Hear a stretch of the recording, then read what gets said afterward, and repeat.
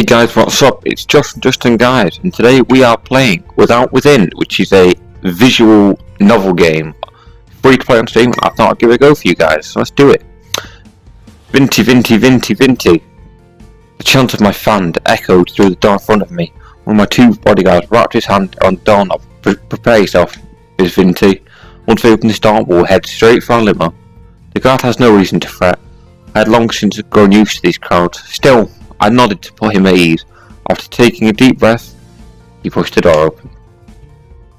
A crowd of 100 raised their cameras as soon as I stepped out. My guard waved their arms to shoo them away. This red carpet was for me to walk on. After all, I blew a kiss for these star-struck peasants.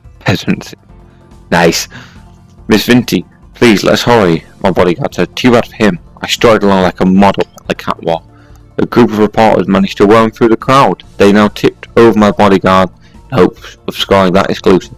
Vinti, how does it feel to have won another Calligrapher of the Year award? A reporter asked me. Before I could answer, a dozen people shouted over each other, hoping for my attention. Vinti, may I get a photo for you? Can you sign some autographs for my kids? Two for me, of course. I can't believe I'm standing this close to Vinti. My fans stamped their dirty shoes all over the red carpet. Finally, my guards pulled out their pepper spray to keep these fans in check. The young man makes my direction despite having spray in his face. Rather admirable for the present, I extended a hand for this male fan to kiss. Unfortunately, he fainted at the sight of my perfectly polished nails. Bro, you need some tips to get that pussy. I reached my limousine at last. My bodyguard opened the door for me, and as I climbed in, my trailing fans snapped as many photos as they could. Miss Vinti, the crowd chanted as my car window pulled up. How odd, they never referred to me as Miss. Oh, my graceful presence must have been too much for their sanity. All things.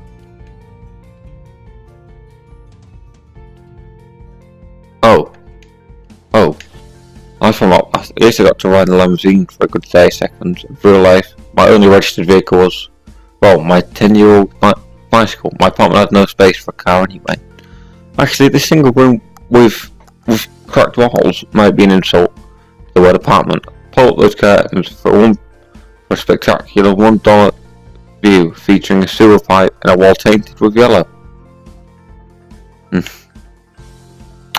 By the way, sorry, I need to say about the one room thing. This place actually had two rooms, thank you very much. Second room happened to be a toilet. I still counted, right? The toilet clogged 3 times a month, so be careful when using it. Miss Vinti. A voice echoed from outside. She was no fan, but rather my landlady. I glanced over at my clock. 6 AM. Waiting another hour or two would have been nice. She probably just wanted to tell me another rent rise. Nothing ever good came out of that woman's mouth. I would be better off staying in bed. Rise and shine, stay in bed. Now stay in bed. Snuggled back into my blanket. The landlady could knock off you on, but my focus on my calligraphy dreams. I had no time for these common folk matters. A week later.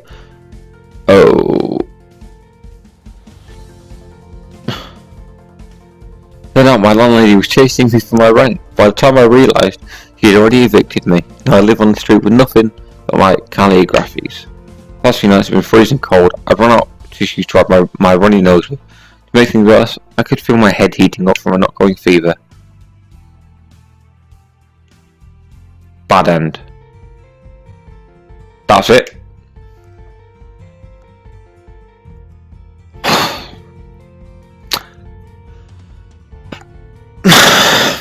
Okay, so I suppose we're gonna call it an episode because that's technically one ending, if I'm right.